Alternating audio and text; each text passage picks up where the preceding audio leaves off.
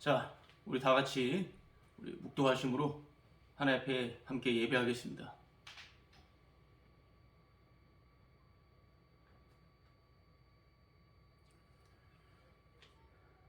여호와께서 여기까지 우리를 도우셨다. 아멘. 하나님 아버지, 예수님을 위하여 창조하신 이 세상 속에서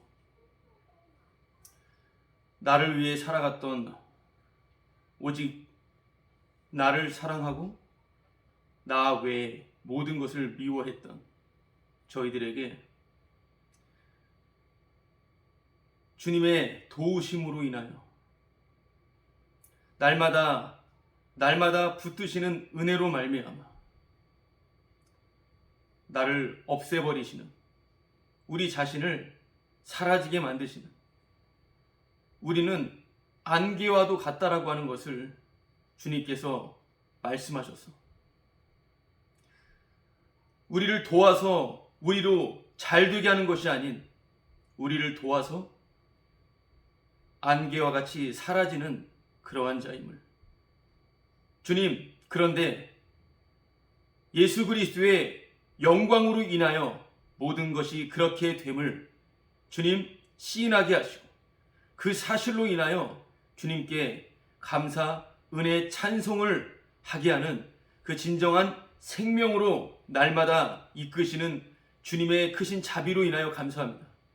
주님, 이 시간에도 주의 영광을 함께 목도하며 함께 성령의 사랑으로 말미암아 주님의 영광을 함께 찬송하는 시간 되도록 주께서 인도해 주시고 오직 예수님만 남게 되는, 예수님 한 분만으로 대만족하는 큰 구원이 임하는 시간 되게 하옵소서. 모든 영광과 존귀, 찬송을 주님 홀로 받으시옵소서. 예수님의 이름으로 기도합니다. 아멘. 함께 사도신경으로 신앙 고백하겠습니다. 전능하사 천지를 만드신 하나님 아버지를 내가 믿사오며 그 외아들 우리 주 예수 그리스도를 믿사오니 이는 성령으로 잉태하사 동정녀 마리아에게 나시고 본도 빌라도에게 고난을 받으사 십자가에 못 박혀 죽으시고 장사한 지 사흘 만에 죽은 자 가운데서 다시 살아나시며 하늘에 오르사 전능하신 하나님 우편에 앉아 계시다가 저리로서 산자와 죽은 자를 심판하러 오시리라. 성령을 믿사오며 거룩한 공예와 성도가 서로 교통하는 것과 죄를 사하여 주신 것과 몸이 다시 사는 것과 영원히 사는 것을 믿사옵나이다. 아멘. 자, 우리 찬송가 28장 우리 부르도록 하겠습니다. 찬송가 28장.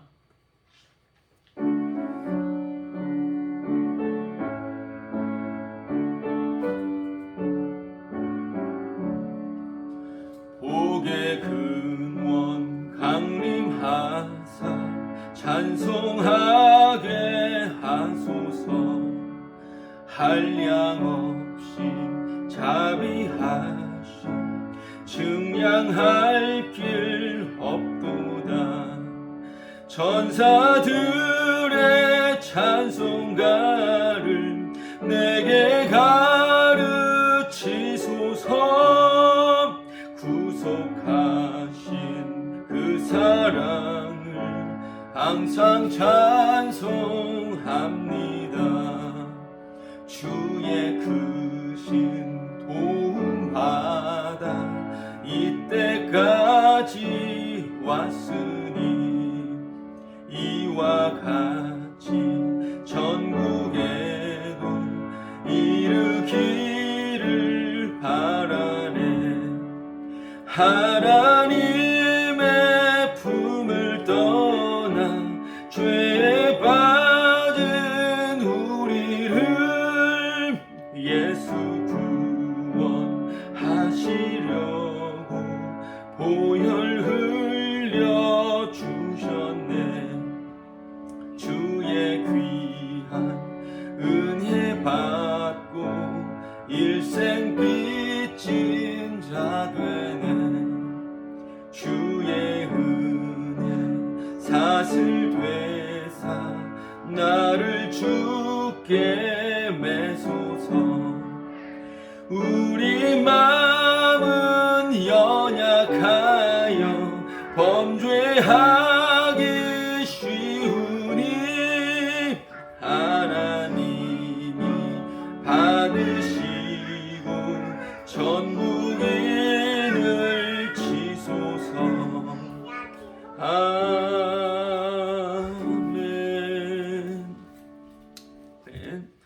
하나 더 부르도록 하겠습니다. 찬송가 286장, 찬송가 286장이요.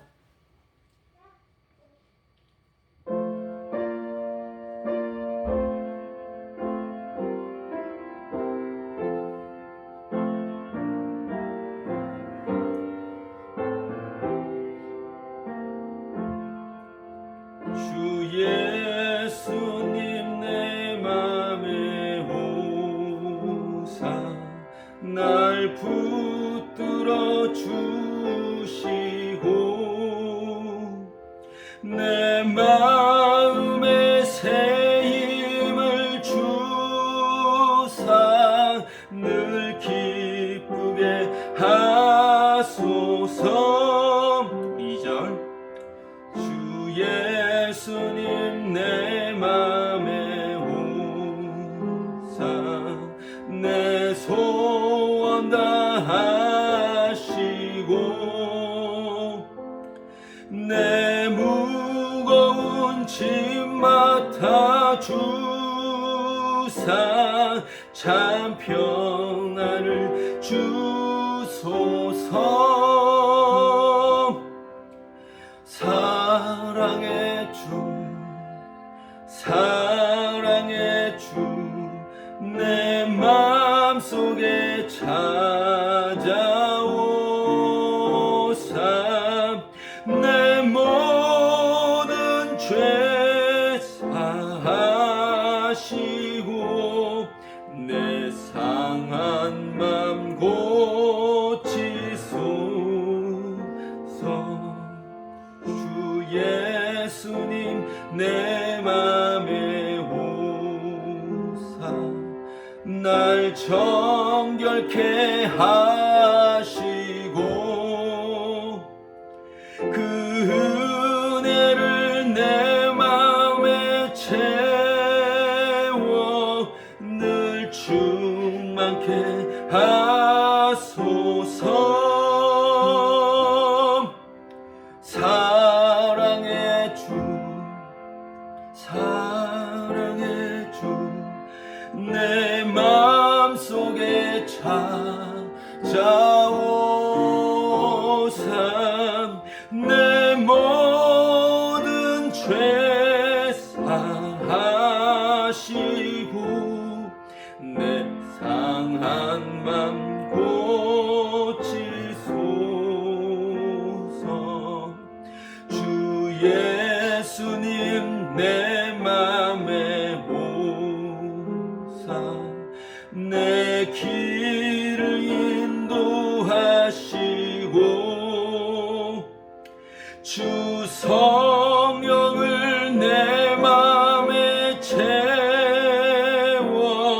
늘 충만케 하소서. 사랑의 주 사랑의 주 내 맘속에 찾아오사 내 모든 죄 사하시고 내 상한 맘 고치소서. 아멘.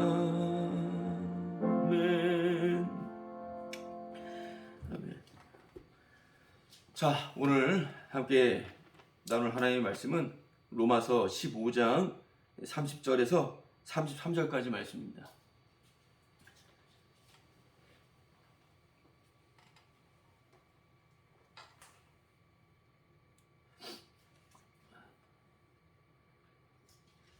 자, 로마서 15장 30절에서 33절까지 우리 한 목소리로 합독하도록 하겠습니다. 시작. 형제들아, 내가 우리 주 예수 그리스도와 성령의 사랑으로 말미암아 너희를 권하노니 너희 기도에 나와 힘을 같이 하여 나를 위하여 하나님께 빌어 나로 유대에서 순종하지 아니하는 자들로부터 건짐을 받게 하고 또 예루살렘에 대하여 내가 섬기는 일을 성도들이 받을 만하게 하고 나로 하나님의 뜻을 따라 기쁨으로 너희에게 나아가 너희와 함께 편히 쉬게 하라. 평강의 하나님께서 너희 모든 사람과 함께 계실지어다. 아멘.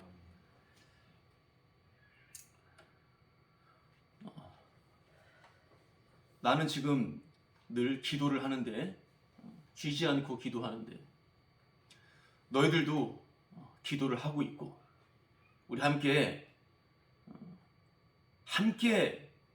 기도하면 아무래도 더 힘이 나고, 함께 기도하면 혹시 하나님께서 더 잘 들으시고 응답을 좀 속히 해주지 않으실까? 그런 마음으로 바울이 지금 우리 함께 기도하자 이렇게 말했을까요? 나도 기도하고 너도 기도하는데 함께 힘을 합쳐 기도하면 더욱 확실한 그런 응답을 받지 않겠는가? 그러한 사상 자체가 예수님을 십자가에 매달아 살해한 세상의 힘인 것입니다. 숫자가 더 많이 모여서 더 많은 사람들이 함께 힘을 합쳐서 기도하고 으쌰으쌰 무엇을 하게 된다면 하늘이 감동하지 않을까? 이것은 인간 나부랭탱이들이 생각하는 헛된 무지한 사악한 더러운 그런 생각일 뿐이라는 것입니다. 그럼 바울이 나를 왜 기도해달라고 그렇게 오늘 말을 했을까요? 한번 생각을 해보겠습니다. 바울은 왜 기도 부탁을 하는 것일까요? 자, 어떤 기도를 부탁을 했을까요? 오늘 읽었던 본문에 바울의 기도 제목이 나옵니다. 어떤 기도인지 31절부터 나오죠. 나로 유대에서 순종하지 않은 자들로부터 건짐을 받게 해달라. 그런 기도를 해줘. 이렇게 말을 하고 있습니다. 유대, 곧 바울은 아가야, 마게도냐 성도들, 곧 이방인 성도들이 유대인, 예루살렘 가난한 성도들을 위해서 모금한 그 구제 헌금을 전달하려고 가려고 합니다. 그럼 예루살렘으로 가게 되겠죠. 그 유대 땅을 밟게 됩니다. 그곳에서는 바울이 이미 배신자로 낙인이 찍히고 바울을 잡으면 어떻게 잡을까, 어떻게 죽일까를 궁리하는 사람들이 득실거리는 곳입니다.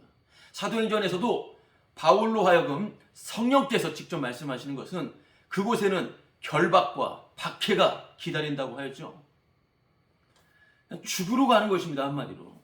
자, 그곳으로 가게 될 때 유대에서 순종하지 않은 자, 여러분, 순종한다라고 하는 것은 하나님의 말씀을 고지곳대로 내가 말씀을 지키고 순종한다고 그것이 순종이 아닙니다. 그것은 구약의 사고방식, 예수님을 죽인 사고방식입니다. 순종이라고 하는 것은 바로 심플하게 말하자면 예수 그리스도의 믿음입니다. 예수님이 믿어지는 것이 순종이에요. 그것도 내가 순종하는 게 아닙니다. 예수님이 찾아오신 것에 대한 순종이라고 해주는 거예요. 그러니까 순종하지 아니하는 자들, 곧 그들이 바울을 죽이려고 하는 것이죠. 건짐받게 해달라. 또 예루살렘에 대한 내가 섬기는 일, 그 구제헌금을 성도들이 잘 받게 기도해달라. 그래서 이 모든 것들이 이루어지고 하나님의 뜻에 따라서 너희들과 편히 쉬게 기도해달라. 이런 기도 제목입니다. 여러분, 어떤 기도예요? 복음을 전하면 복음 때문에 나 맞아 죽게 생겼어. 좀 죽지 않게 기도해줘. 복음을 전하기 위해서 가. 기도해줘. 복음 안에서 너희들과 같이 편히 나누고 싶어. 여러분, 이러한 기도의 제목, 기도의 그런 내용들을 보면요, 이 세상에서 살아가는데 쓸만한 것이 없어요. 잠깐 취미생활로, 잠깐 내가 하는 어떤 중요한 세상적인 일이 있는데 잠시 시간 내어 어떤 종교 생활을 하면서 내가 일도 열심히 하지만 이 종교도 내가 잘 전파를 해야 되겠어. 그래서 좀 기도 좀 해주십시오. 내 일이 좀 잘 돼서 이 종교도 잘 전파되게 해주세요. 이런 쓸모없는 기도 제목 말고요. 지금 바울이 내놓은 이 기도 이 내용 가운데서 이 세상 살아가는데 전혀 쓸데가 없다라고 하는 것입니다. 나 세상에서 안 죽게 기도해줘. 돈 잘 벌게 기도해줘. 성공해서 좀 좋은 삐까뻔쩍한 곳에 살면서 좀 편하게 살게 기도해줘.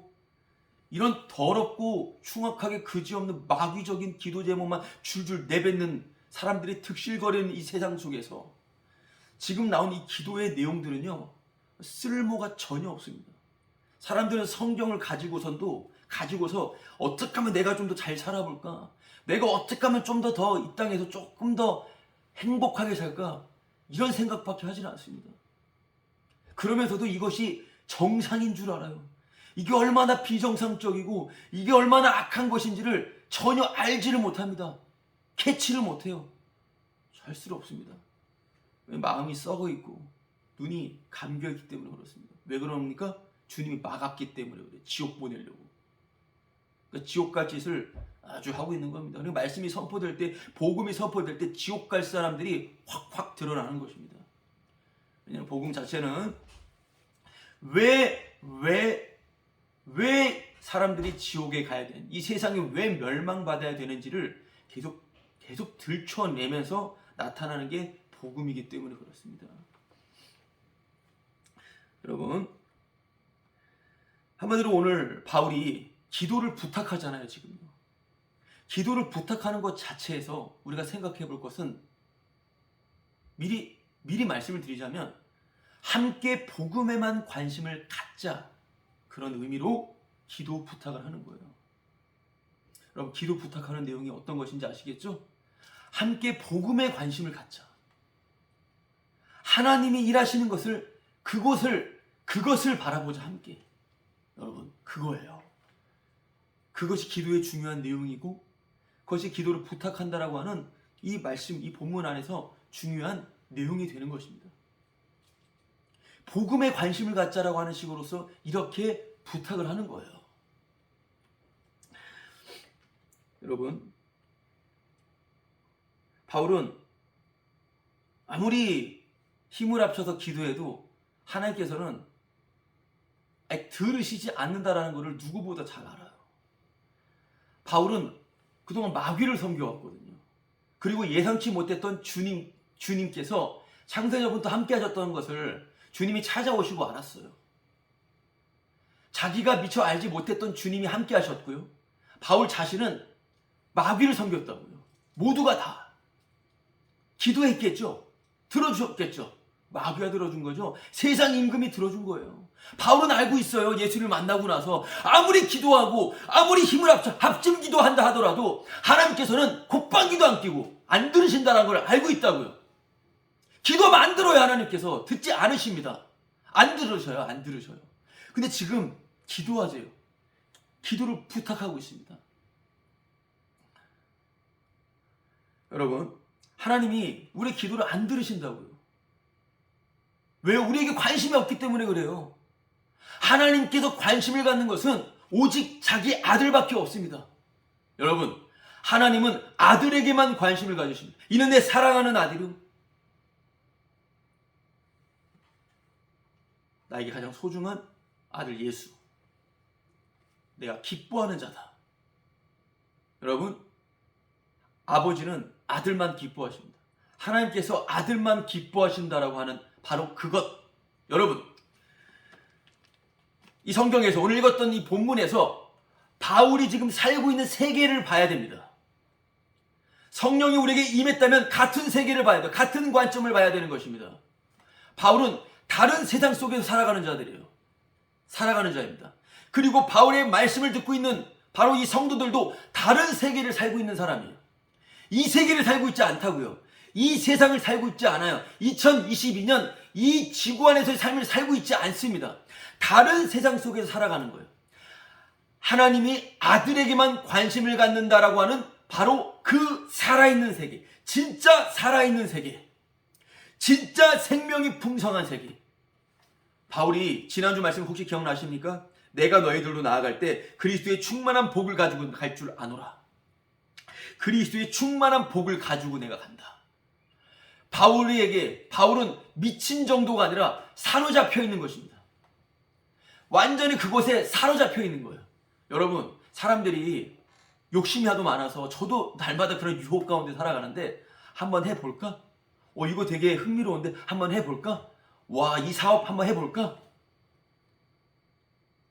제 친구 배우 하는 친구가 있다고 말씀을 몇 번 들었는데요. 그 친구한테 한번 이거 해볼까?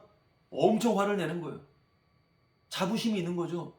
너같이 한번 해볼까 하는 너 같은 놈들 때문에. 이해되십니까? 어떤 전문직을 가진 사람들이, 한국에서는 인기 없는 스포츠지만 복싱이라고 하는 저 미국에서는요, 상상할 수 없는 자동차를요 종류별로 다 가지고 있고요, 천문학적인 돈을 가지고선 죽을 때까지 써도 절대로 떨어지지 않는 돈을 가지고 있는 그 챔피언은요, 지금도 새벽 일찍 일어나서 몸이 녹초가 될 때까지 운동을 한다고 해요. 미쳐있는 겁니다. 미친 정도가 아니라 아예 무아지경에 빠져 있는 거예요. 그 직업에. 그런 사람들은 새벽 3시 일어나서 울면서 두려움 가운데 연습을 한다고 해요.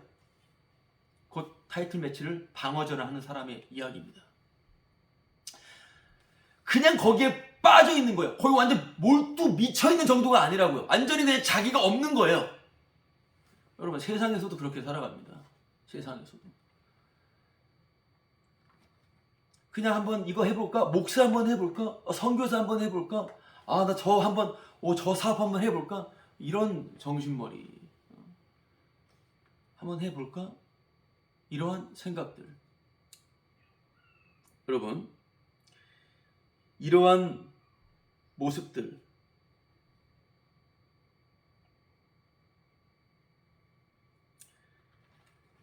이런 것은 오직 자기를 위해서 자신의 영광과 자신의 살아있음을 입증하기 위해 살아가는 그런 모습들입니다. 바울이 지금 대화를 하고 있고 기도를 요청하는 것 자체는 이미 이 세상의 삶이 아니에요. 그리스도의 충만한 세계다, 이 말씀인 것입니다. 그리스도의 충만한 세계. 아버지가 아들에게만 관심을 갖는 바로 그 세계. 이게 진짜 살아있는 세계예요. 이 세계 속에서 바울이 지금 편지를 쓰고 우린 그 말씀을 함께 듣고 있는 것입니다. 그러니까 여기에서 그럼 어떻게 살라는 거야? 먹고는 살아야지. 이런 말이 나오면 나오는데 이런 것들이 해당되지를 않는다라는 것입니다. 다른 세계예요. 다른 세계. 여러분, 이것을 다른 말로 구원이라고 하는 것입니다. 구원. 구원이에요, 이게. 구원을 다른 표현으로 하자면 또 신앙이라고 합니다. 여러분, 혹시 신앙을 갖고 계십니까? 어떻게 신앙을 갖고 계십니까? 신앙이 뭐죠? 신앙? 자, 신앙이 무엇인지를 한번 생각해 보겠습니다. 우리 요한복음 17장 3절 말씀 보겠습니다. 요한복음 17장 3절. 요한복음 17장 3절.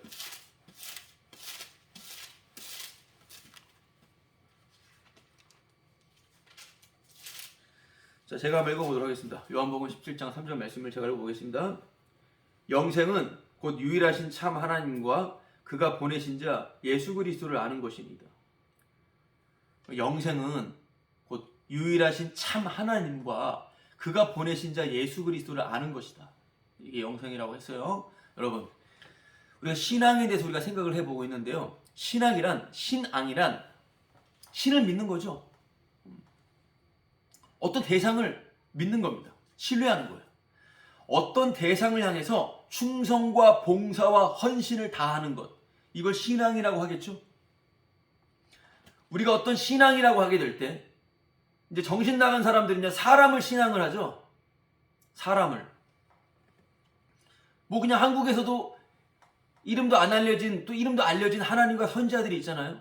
뭐 정명석이나 뭐 장길자나 뭐 안상홍이나 이런 정신 나간 사람들 믿는 또 정신 나간 사람들. 여러분, 그 사람들을 철저하게 신앙하는 거예요. 그들은 신앙이 좋아요. 그래서 왜요? 목숨 걸고 충성, 봉사, 헌신을 다하니까. 이게 신앙일까요? 여러분, 성경에서 하나님을 끝까지 믿는다고 해서 죽인 분이 예수님이에요. 여러분, 신앙을 그렇게만 생각하면 안 돼요. 그러니까 신앙이 있다라고 하는 것은 어떤 대상을 향해 철저히 내가 그것을 향해서 전심으로 나아간다. 이거는 예수님을 죽인 사고방식에서 나타난 그러한 말들인 것입니다. 예수님을 따라 죽겠다고 말했던 베드로도 배신했잖아요. 그래서 우리가 성경 전체를 통해서, 성경 본다고 알 수 있는 건 아니지만 주의 성령의 비추심을 통하여서 우리가 알게 되는 신앙이란 어떤 대상을 향해서 내가 그걸 믿고 따르는 게 아니라 바로 아까 읽었던 그 말씀의 실현이에요. 바로 아버지와 아들의 관계를 아는 것. 여러분, 이게 신앙입니다. 신앙. 나 기도해. 나 그래도 성경 읽어. 교회 그딴 데 안 가지만 나는 성경 읽어. 여기 나 열심히 교회 나가. 열심히 기도해. 열심히 봉사해. 여러분, 다 집어치우고요. 신앙이란 아버지와 아들의 관계를 아는 것입니다. 이 말에 반기를 들면서 아니 이렇게 해야지 전혀 상관없는 자입니다. 아버지와 아들과. 말만 하고선 아무것도 안 하잖아. 그런 말도 다 부정돼야 됩니다. 이거 안다고? 이거 내가 믿는다고? 그것도 신앙이 아니기 때문에 그래요. 여러분, 그러나 우리가 분명히 알아야 될 것은 신앙이란 아버지와 아들의 관계를 아는 것이다. 내가 무엇을 행하고 신앙의 대상을 향해서 내가 어떤 걸 헌신했다. 이걸 신앙으로 말할 수 없다. 이 말인 것입니다. 자, 아버지와 아들의 관계를 안다라고 하는 것을 우리가 늘상 나누는 좀 파격적인 단어, 타격적인 문장으로 말씀을 드리자면 뭘 해도 죄인인 것을 안다라는 것입니다. 신앙이란 그러니까 뭐예요? 무엇을 해도 죄구나. 이걸 아는 게 신앙이에요. 왜요? 아버지와 아들의 관계를 아는 것. 바로 아버지와 아들의 관계가 돋보이기 위하여 모든 것들이 설정됐고 배치가 되었습니다. 거기에 또한 하나의 역할 중에 하나가 바로 죄의 역할입니다. 우리가 그렇게 죄인으로서 포함되어 있다고 하는 것은 엄청난 복이라는 거예요. 바로 신앙은 복을 누리는 거예요. 이게 복 있는 자입니다. 아버지와 아들의 관계를 아는 것, 곧 언약이라는 것입니다. 이게 언약이에요. 언약을 안다라고 하는 것은 나는 어떤 행실을 해도 다 죄가 된다라고 하는 것을 아는 거예요.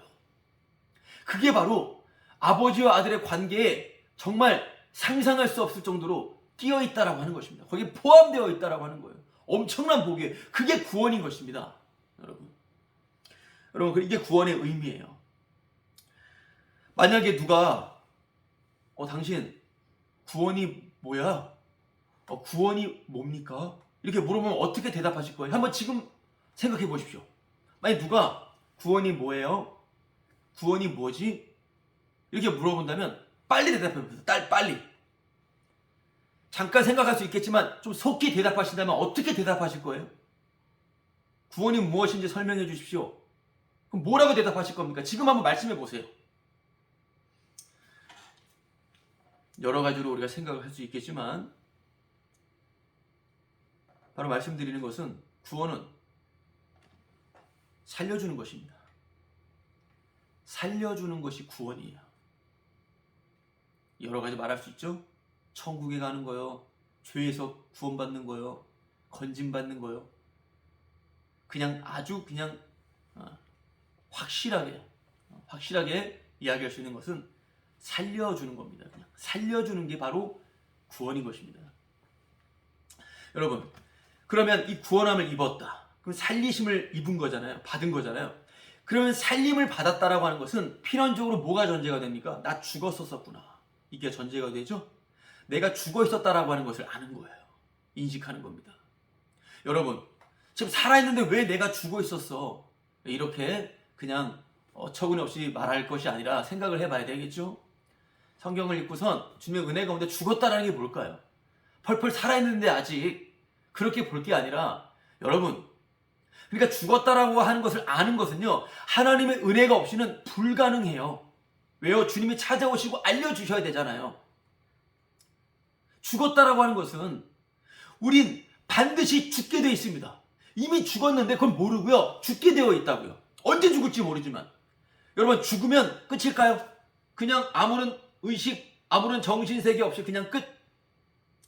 여러분, 죽으면요, 진짜 죽음을 그제서야 알게 돼요. 그게 바로 지옥불입니다. 사망, 영원한 사망이라고 하죠. 사망은 사망인데 영원한 사망이에요. 무슨 말이에요?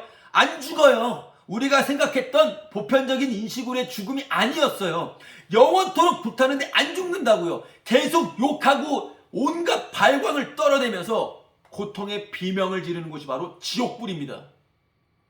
여러분, 그래서 영원히 죽는 것을 죽어서야 알게 돼요. 이것을 우리가 어떻게 합니까? 주님이 찾아오셔서 난 지옥 갈 자구나. 여러분, 이게 죽은 자라는 거예요. 미리 당기는 거예요. 그래서 나는 죽어 있었다라고 하는 것을 인식하게 되는 것은 나는 하나님과 아무런 상관이 없었던 자구나. 이게 죽음이라는 것을 알게 돼요. 그러니까 신비해요. 죄를 아는 것 자체, 죽음을 아는 것 자체가 바로 계시로 말미암는다라고 하는 것입니다. 자, 그렇게 죽은 자라는 것을 알게 되는 자는 그 죽음은 죄에 싹쓴 죽음이기 때문에 죄와 죽음은 연결되어 있습니다. 그렇기 때문에 죽은 자라고 하는 것은 다른 말로 표현하면 죄인이라는 것을 아는 거예요. 다시 말씀드릴게요. 구원은 뭐라고요? 살리심을 입는 거예요. 살려줌을 입은 자는 반드시 자기가 죄인인 것을 알게 돼요. 자기가 죽은 자였음을 알게 됩니다. 그럼 죄인은 죽어야 되잖아요. 근데 그 죄를 대신하여 죽으신 분이 계시네요. 그 죄를 대신하여 짊어지시고 죽으신 분이 있어요. 바로 그분이 예수님이셨습니다.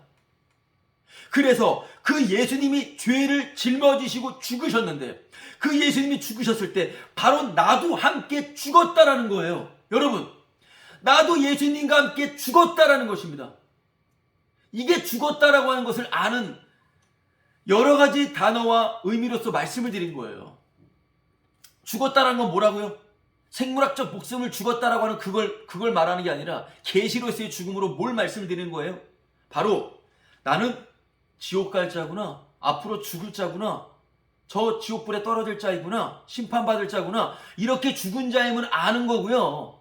그 죽은 자 곧 나는 죄인이었구나. 근데 그 죄를 대신하여 죽으신 분이 계시구나. 나는 예수님과 함께 죽었구나. 근데 예수님께서 3일 만에 부활하셨다라는 거예요. 예수님이 다시 살아나셨다라고 하는 것입니다. 와, 예수님이 다시 살아나셨다라는 거예요. 예수님과 함께 죽은 자, 예수님과 함께 다시 살아났다. 여러분, 그래서 구원은 뭐라고요? 다시 살아났다라는 거예요. 다시 살아났다라고 하는 이 의미 속에 십자가와 모든 것들이 다 들어가 있는 거예요. 그래서 구원은 다시 살아났다. 구원은 살아났다라고 말하는 거예요. 그 살아났다라고 하는 표현 안에 뭐가 있어요? 죽은 자, 죄인, 대속의 죽음,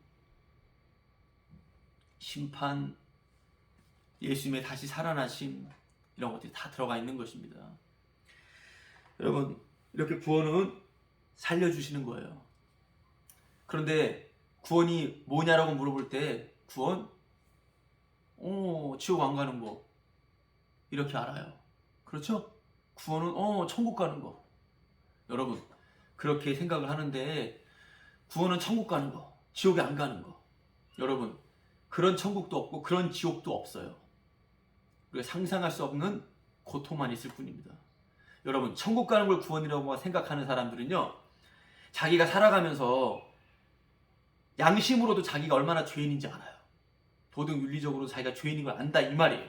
그래서 처음에는 교회 다니고 하지만 나중에 자기가 죄를 많이 짓고 이 세상 사는 게 재밌으면 교회 안 나가요. 그리고 자기가 죄를 많이 지은 것 같아서 나는 천국 못 가겠네, 난 구원 못 받겠네, 구원도 없었어, 천국도 없었어, 이렇게 사는 거예요. 다들 그래요. 많이 그래요. 저도 어렸을 때 그냥 교회를 나가셨는데 종교심이 가득했던 저였습니다. 착한 일을 많이 하면 교회 나가면 천국 갈 줄 알았는데 시간이 지나면 지날수록 제 자신이 나쁜 사람이라는 걸 점점 알아갔어요. 그러다 보니까 그냥 천국이고 그런 것도 없겠다. 어린 아이도 초등학교 저학년도 그걸 알아요. 어른들도 마찬가지예요. 교회 안 나가는 이유, 내가 어떻게 천국에 가요. 겸손한 것처럼 보이지만 악한 겁니다. 근데 그런 식으로만 생각한다, 이 말이에요. 천국과 지옥을요. 내가 지금 열심히 말씀을 듣고 내가 교회 나가니까 난 천국 갈 거야, 이 정도밖에 구원을 생각하지 못하는 거예요. 그건 구원도 아니고 아무것도 아닙니다. 여러분, 복음을 말씀드립니다. 주님은 죄가 강하게 채워질 때까지 두십니다.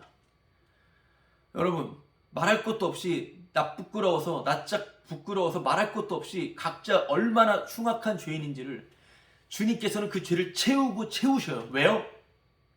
이미 덮어진 그 피의 부피가 더 부풀어지게 하기 위하여, 예수님의 용서가 얼마나 큰지를 알게 하기 위하여, 그 죄를 덮고 있는 용서가 얼마나 강력하고 얼마나 크고 넓고 깊은지 높은지 보여주시기 위하여, 그 용서에 쏟아지는 그 피 용서의 그 가치를 알게 해주시기 위하여 우리의 죄가 더욱더 부풀어 오르는 것입니다.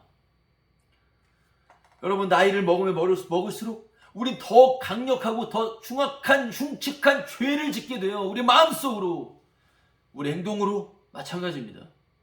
여러분, 그렇게 우리의 죄가 채워지는 이유가 뭐라고요? 주의 용서의 극대화를 위해서. 그게 다가 아니라, 그러면서 여기서 중요한 게 있어요. 여기서 진짜 죄를 알려주시는 거예요. 우리가 짓는 소위 보편적으로 합의되어 있는 도덕은 강한 어떤 정말 높은 그런 높은 위치에 있습니다. 그걸 다 이룰 수는 없어요. 그러나 각각 그 기관들에서 명령으로 이루라고 하는 것이 윤리라고 하는 것입니다.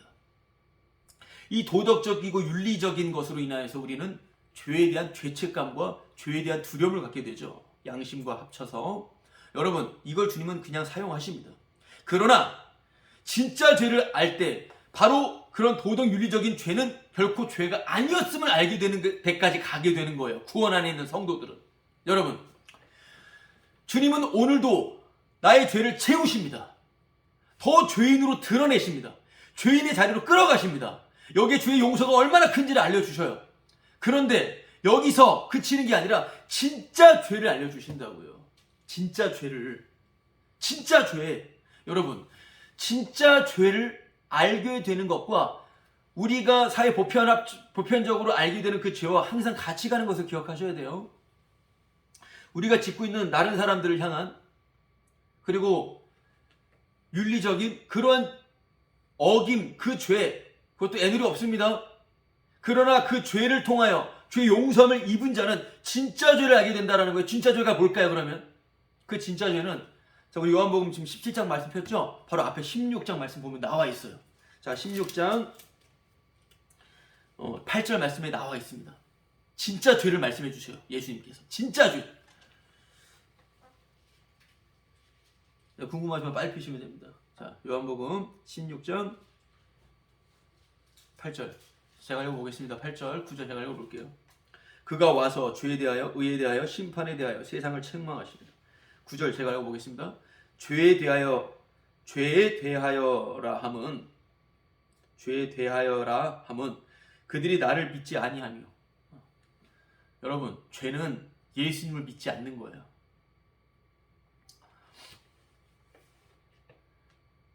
예수님을 믿지 않는 게 죄입니다. 우리가 생각하는 거와 다른 거예요. 주님이 우리의 이 치욕스럽고 더럽고 냄새나는 죄를 용서해 주셨어요. 십자가의 피로 용서해 주셨습니다. 그런데 언제까지 내가 용서를 받아? 내가 이제 주님 위해서 내가 열심히 할게요. 이게 죄라고요. 믿지 않는 거예요, 그게. 우리의 죄를 대신 가져가시는 분이 예수님이에요. 창세전에 이미 계획되었던 것이 대신 죽으신 어린 양이에요. 죽임당한 어린 양이다, 이 말씀입니다.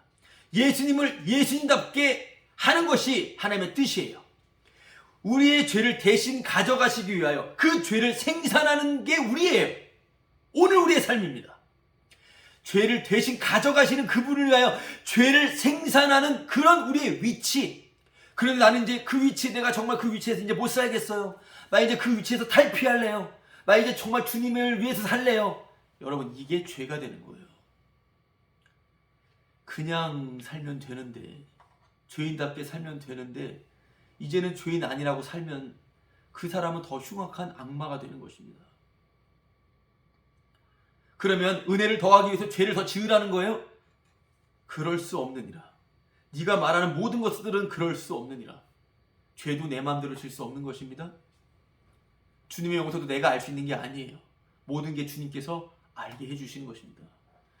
여러분, 죄는 끊임없이 용서해 주신 주님을 믿지 않는 거고, 나는 이쯤 됐으면 내 마음대로 살아도 되겠어? 아니, 나는 주님을 위해서 살아야 되겠어? 이렇게 나오는 것이 죄가 되는 것이다. 이 말씀인 것입니다.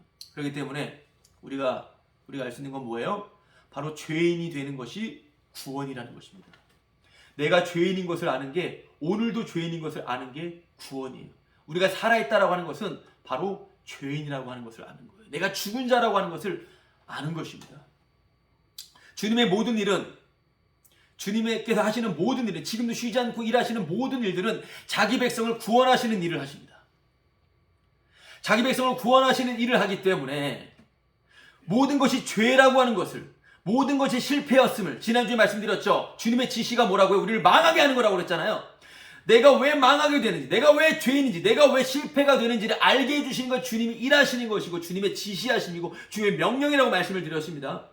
자, 그럼 여기서 주님이 하시는 일 속에서 그럼 내가 무엇을 하는 것에 대한 관심을 가져야 안 가져? 가질 필요가 없죠. 왜요? 내가 하는 모든 행실은 다 실패고 죄니까. 여러분, 내가 죄인으로서 지옥에 간다라고 하는 것보다 더 끔찍한 거 없어요. 여러분, 이 땅에서 아무리 모든 걸 다 얻어도요, 지옥불로 떨어지면 그 사람은 영원한 망함이에요. 그건 정말 끔찍한 일인 것입니다. 이 땅에서 죄인 되고 실패하고 무너지고 주님의 은혜를 알고 주님께서 이 땅에서 실패자로 낙인찍혔거든요. 예수님은 이 땅에서 실패자, 망한 자, 죽은 자였어. 죄인이었어요. 이 세상에서는. 그 예수님과 함께 가는 것이 우리에게는 생명인데, 그것이 영생인데, 그런 길로 가는 자들이 우주에 얼마나 있을까요? 여러분, 주님의 모든 일은 자기 백성을 구원하시는 일, 그렇기 때문에 내가 하는 모든 일들은 다 죄뿐이니, 나의 행실은 다 죄뿐이니, 나의 행실을 볼 게 없죠. 볼 건 뭡니까? 큰 구원의 깊이를 알아가는 거죠. 구원의 깊이를 알아가는 증인으로만 살려질 뿐인 것입니다. 큰 구원을 등한히 여기지 말라. 큰 구원의 깊이를 알아간다고 뭘까요? 나의 죄인됨의 깊이를 알아가는 것이겠죠. 내가 이 정도까지 죄인이었구나. 내가 이 정도까지 실패자였구나. 이걸 알아가는 게 주님의 십자가의 그 은혜와 영광이 증거가 되는 거예요. 여러분, 그렇기 때문에 나는 죄인 괴수구나. 나도 죄인, 너도 죄인이구나. 우리 다 불쌍한 죄인이구나. 여러분, 이게 기도의 내용이 되는 거예요. 어떻게 좀 이해되십니까? 나도 죄인, 너도 죄인. 이게 바울이 함께 기도하자라고 하는 내용이라고요.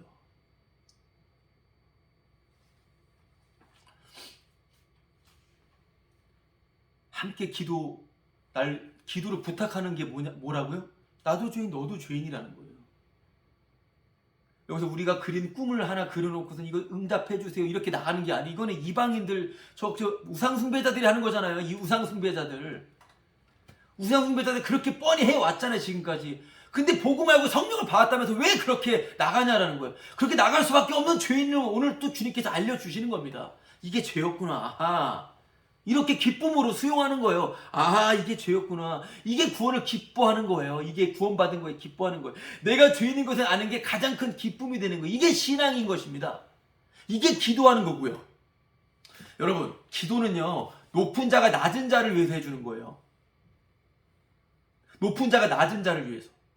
아니, 자기가 완전히 그냥 빌어먹고 그냥 비참히 무너져 있고 아무것도 못하는데 내가 당신을 위해서 기도해 주겠습니다. 누가 기도받기 위해서 말도 못하겠죠. 여러분, 정말 자기가 정말 살 소망도 없고 정말 낙담되었을 때는요, 기도도 안 하고요, 누구의 기도도 못 해줘요. 좀 더 내가 생활은 아주 그냥 협소하고 생활은 아주 그냥 밑바닥일지언정, 만약에 내가 소위 영적으로 영빨이 좀 있다면 내가 당신을 위해서 좀 기도해 주겠습니다. 이렇게 말이 나오겠지만, 그러니까 무슨 말이에요? 높은 자가 낮은 자를 위해 해준다고요. 영빨 좋은 자가 영빨 낮은 자에게 해준다고요. 기도라는 게.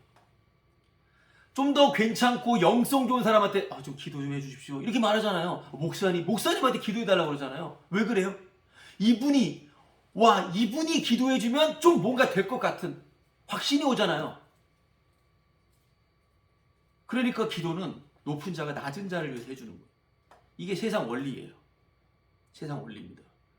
근데 지금 제가 말씀을 드리는 것은 지금 제가 말씀드린 이 높은 자가 낮은 자를 위해서 기도해 준다라고 한 이것은요. 사람에게 해당되지 않아요. 절대 사람들에게 해당되지 않습니다. 사람은 없어요. 다 죽어 있으니까요. 죽어 있는 좀비들이 시체놀이 하고 있는 거예요. 여러분, 사람에게 해당되지 않아요. 무슨 말입니까? 기도는 누가 해요? 베드로가 마귀에게 떨어지지 않도록 누가 기도합니까? 하늘 보좌 우편에서 일어서시면서 누가 기도합니까? 누가 눈물로 간구하십니까? 가장 높으신 분 예수님. 여러분, 높은 자가 낮은 자를 위해서 기도한다라고 하는 제가 드린 말씀은 사람에게 해당되는 것을 절대 말한 게 아니라 있을 수 없는 일이고요. 바로 예수님만 기도하신다라고 하는 것을 말씀드리는 거예요. 성령께서만 기도하신다라고 하는 것을 말씀드리는 것입니다. 예수님만 높으신 분이잖아요. 예수님께서 우리를 위해서 기도하시기 때문에 우리는 지금 이 모양으로 그래도 감사함으로 주님의 그 은혜 가운데 있는 겁니다. 오늘 이 시간에도요. 예수님 때문에, 예수님의 그 중보 때문에, 예수님의 그 기도 때문에. 아멘이십니까? 바로 예수님의, 가장 높으신 예수님의 기도 때문에 우리가 살고 있는 거예요. 우리의 기도는 다 엉터리예요. 그러니까 로마서 8장에서 뭐라고 말해요? 이들은 지금 뭘 기도하는지 모르지만 성령이 말할 수 없는 탄식으로 대신 기도해 준다고 그러잖아요. 이걸 성도는 날마다 알아가는 겁니다. 하라 하지 말라가 아니라. 자, 그럼 오늘 로마서 15장 30절 말씀 다시 한번 봐보십시오. 로마서 15장 30절. 자, 로마서 15장 30절 말씀을 읽어볼게요. 형제들아, 내가 우리 주 예수 그리스도와 성령의 사랑으로 말미암아 너희를 권하노니 너희 기도에 나와 힘을 같이하여 나를 위하여 하나님께 빌어. 로마 교회 성도들에게 바울이 기도를 부탁하죠. 나를 위해서 기도를 좀 해줬으면 좋겠습니다. 나를 위해서 기도해줘라. 나를 위해 기도해 주시게. 여러분, 그럼 여기서 우리가 지금 나눴던 내용들을 한번 생각해 볼까요? 어떻게 이해가 되십니까? 바울은 왜 지금 기도를 부탁했을까요? 기도는 높은 자가 낮은 자에게 한다고 했죠? 그럼 바울이 지금 왜 기도를 부탁했을까요? 아시겠습니까? 바울은 나보다 여러분들이 더 낫습니다. 나보다 당신들이 더 나은 자입니다. 여러분, 이 말인 거예요. 나보다 더 낫습니다. 나보다 더 나니까 기도해 주세요. 이렇게 나오는 겁니다. 난 바울이고 복음도 알고 너희들은 좀 모르네. 내가 좀 복음 좀 설명해 줘. 이런 식으로 이런 자만과 이런 어처구니없는 정말 그런 유치하게 짝이 없는 마귀 같은 모습이 아니라 나 아무것도 아니라는 거잖아요. 지금 바울이 나를 왜 기도해 달라고 하는 것은 당신들이 더 나보다 나은 자라고 하는 것이 들어가 있는 겁니다. 지금 이 로마교의 싸움이 뭐예요? 난 너보다 더 나아. 내가 복음 더 잘 알아. 내 행실이 복음을 더 아는 자의 행실이야. 이렇게 싸운 거 아니었습니까? 그렇죠? 나보다 더 낫다라고 하는 것. 이것이 바로 예수 그리스도. 그분이 사시는 것이고 이게 바로 성령의 사랑이 되는 것입니다. 그래서 바울은 오늘 30절에서 주 예수 그리스도와 성령의 사랑으로 말미암아 권한다. 나를 위해서 기도해 줘라. 인간의 힘으로 할 수 있는 게 아니에요. 인간은 말로 그렇지만 뒤에서 넌 나보다 넌 잽도 안 돼. 그러면서 아유 가식을 떠는 겁니다. 인간은 가면을 쓰면서. 그러니까 인간이 할 수 있는 게 아니에요. 인간은 다 자기가 괜찮은 줄 알아요. 사람 깔봐요. 같은 교인들끼리 깔본다고요. 그냥 넌 나보다 못난 자야. 어떤 그딴 생각을 합니까? 그것 자체가 예수 십자가에 못 박은 죄라는 것이에요. 자기 살아있음. 그게 죽어있는 거예요, 그게. 바울이 나 살아있게 해달라고 기도하잖아요. 바울만 살아있는 거예요. 십자가를 아는 사람만. 저 순종하지 않은 자들은 다 죽어있다라고 하는 것이에요. 살아있는 것처럼 보지만 죽어있다라고 하는 것입니다, 여러분. 여러분, 성령의 사랑이 뭐라고요? 당신은 나보다 더 낫습니다. 진짜예요. 진짜 더 나아요. 진짜 더 낫습니다. 말씀 하나 더 찾아보겠습니다. 빌립보서 2장 1절. 빌립보서 2장 1절 보겠습니다. 자, 뒤에 빌립보서 2장 1절. 자, 찾으셨나요? 빌립보서.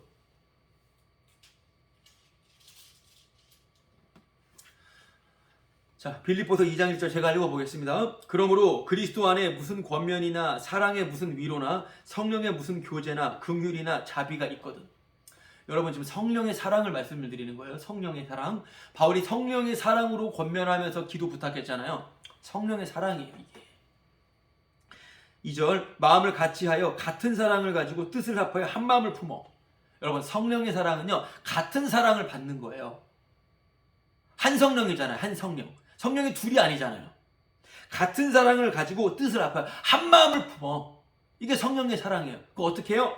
3절, 아무리 해든지 다툼이나 허영으로 하지 말고 오직 겸손한 마음으로 각각 자기보다 남을 낮게 여기고.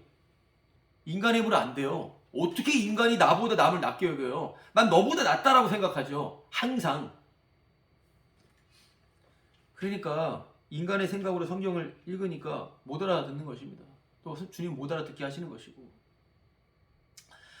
여러분, 성령의 사랑은요, 나보다 남을 나보다 남을 더 낮게 여기게 하는 것으로 나타나고 있는데, 읽었던 빌립보서 말씀을 보자면 같은 사랑을 받고 있는 게 성령의 사랑이에요.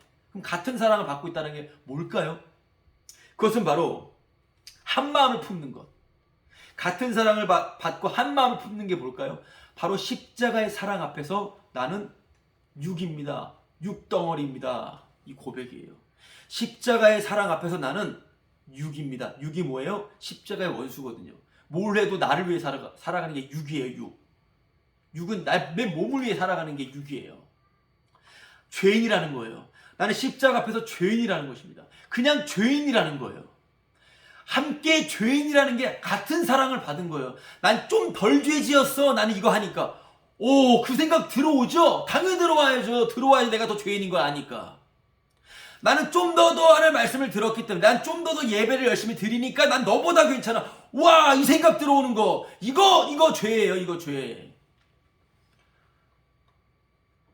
여러분, 그래서 한 마음을 품어야죠. 십자가만 보는 거.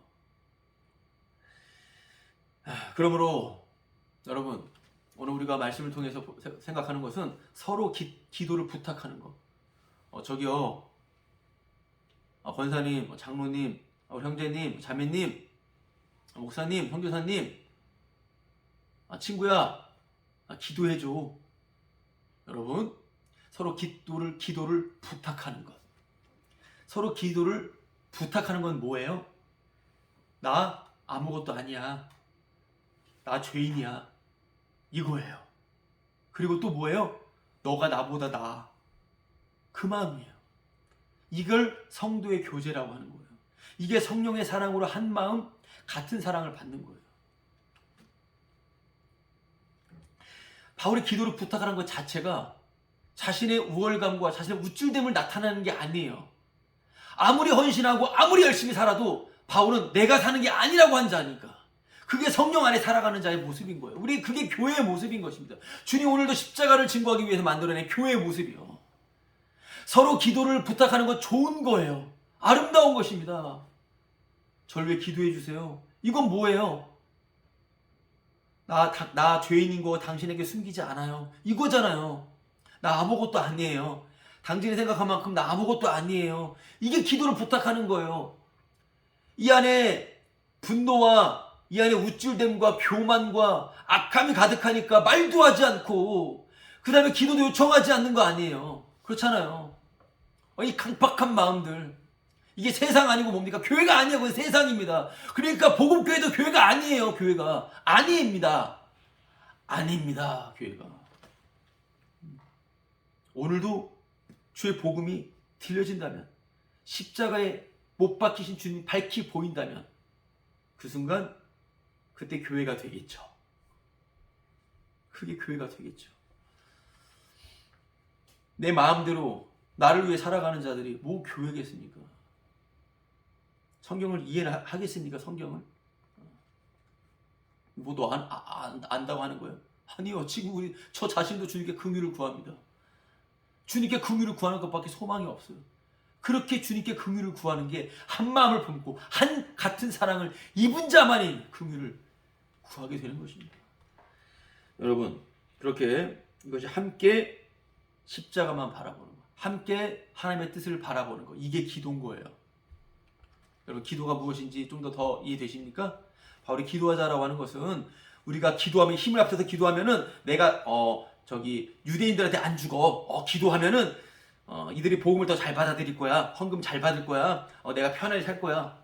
이걸 지금 원하면서 기도했을까요? 바울이요?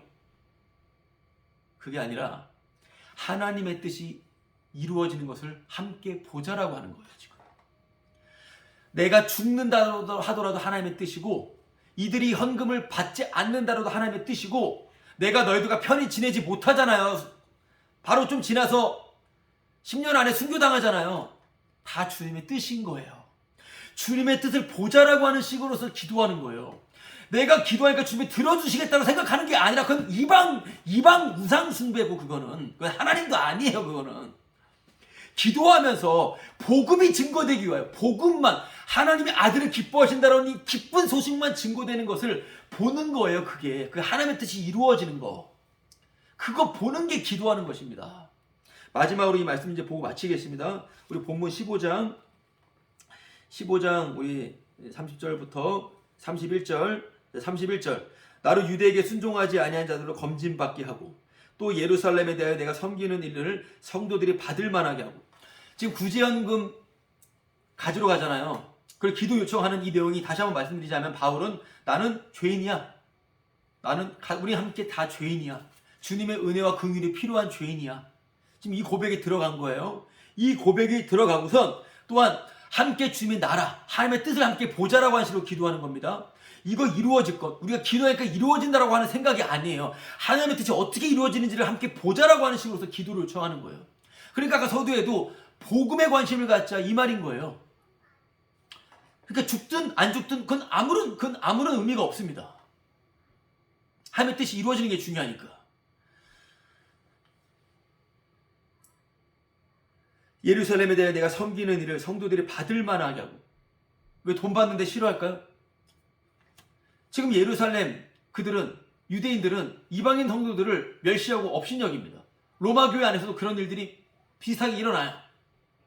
근데 마게도냐, 아가야, 그 이방 성도들이 헌금하여서 그 자신들을 멸시하는 유대인들에게 줍니다.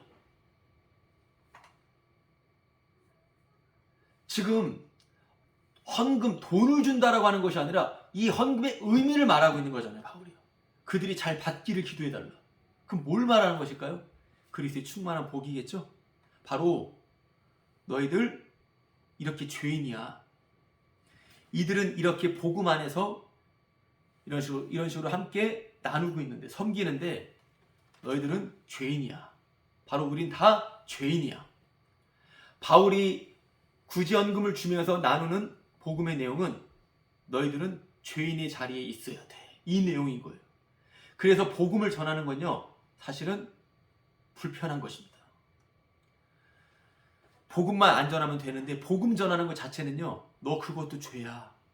죄인의 자리에 있으면 돼. 근데 이게 불편한 거예요. 이거 좋은 일이지 왜 기도 제목으로 내놨을까요? 복음 전하는 게 좋은 거라고요? 이건 잠깐 종교적이고 그냥 자기 어떤 지식 하나 알아가지고 기쁜 거예요. 들뜬 거예요. 그거 아니에요. 복음 전하는 거 아픈 거예요. 아픈 거. 복음 전하는 거 불편한 겁니다. 힘든 겁니다. 그 웃고 있는 그 사람한테 너 죄인이라고 하는 건데 그게 얼마나 장난하는 겁니까? 그게 아니잖아요. 그 안에 영광과 기쁨이 있는데 같이 그 죄인의 자리에 작성만 하게 되면, 피조물만 다워지면, 나 신 아니었어, 나 하나님 아니었어, 이러면 같이 기쁠 수 있는데 인간의 힘으로 안 되는 거죠. 기도는 뭐예요? 우리의 힘으로 아무것도 할 수 없습니다. 우리의 힘으로 아무것도 할 수 없습니다. 주님이 모든 걸 다 이루십니다. 제가 죽든지 살든지 주님의 뜻을 주님이 이루십니다. 이게 기도인 거예요. 이게 기도인 거예요.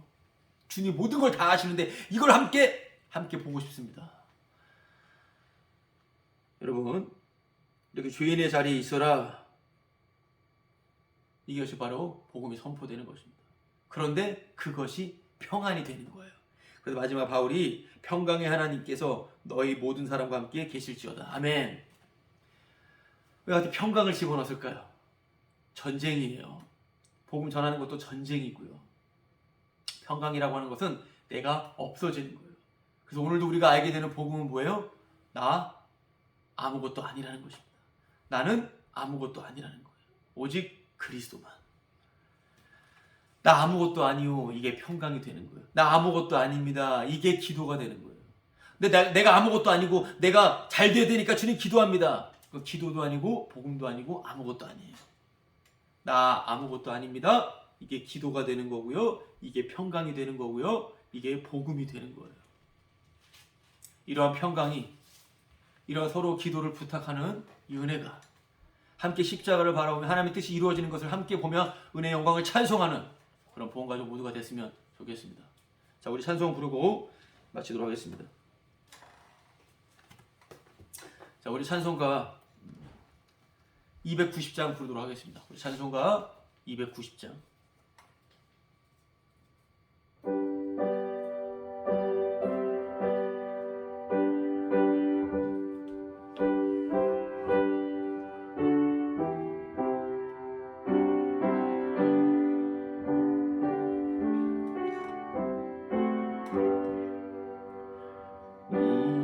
우리는 주님을 늘 배반하나 내 주 예수 여전히 날 부르사 그 참되신 사랑을 베푸시나니 내 형제여 주님을 곧 따르라.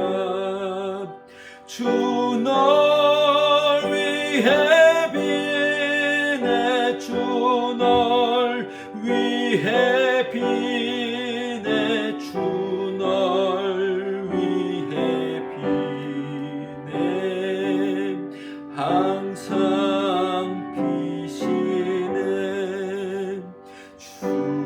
주께서 풍성한 은혜를 내려 내 영혼이 나날이 복 받으니 주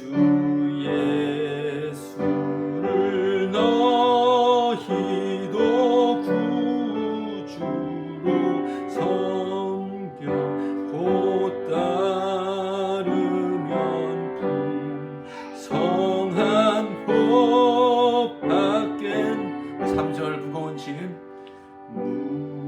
무거운 짐 지고 애타는 인생 주 예수께 돌아와 곧 쉬어라.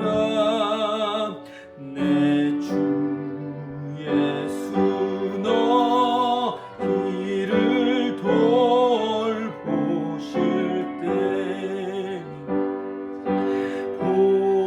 복락과 한위가 넘치겠네. 주 널 위해 비네 주 널 위해 비네 주 널 위해 비네 항상 비시네. 아멘. 내가 너를 위하여 네 믿음이 떨어지지 않기를 기도하였노니. 아멘. 기도와 축도 마치도록 하겠습니다. 하나님 아버지, 가장 높으신 예수님의 기도로 인하여 감사합니다. 하나님, 오늘 저희들에게 말씀해 주셔서 감사합니다. 주님의 말씀에 인도함을 받아 주의 말씀이 이루시는 하나님의 뜻을 함께 바라보는 기도 가운데 주의 은혜의 영광을 함께 찬송하며 한 사랑 안에서, 같은 사랑 안에서 같은 마음을 품고 십자가 바라보며 십자가만 자랑하는 그 영광스러운 복이 어떠한 것인지를 함께 누리며 찬송하는 저희들 다 되게 하여 주옵소서. 이제는 우리 예수 그리스도의 은혜와 하나님의 사랑과 성령님의 교통케 하심이 이 자리에 있는 예수 그리스도와 성령의 사랑으로 그리스도의 풍성한 복을 누리며 십자가만 자랑하는 성도들의 머리 위에 이제로부터 영원히 함께 있을지어다. 아멘.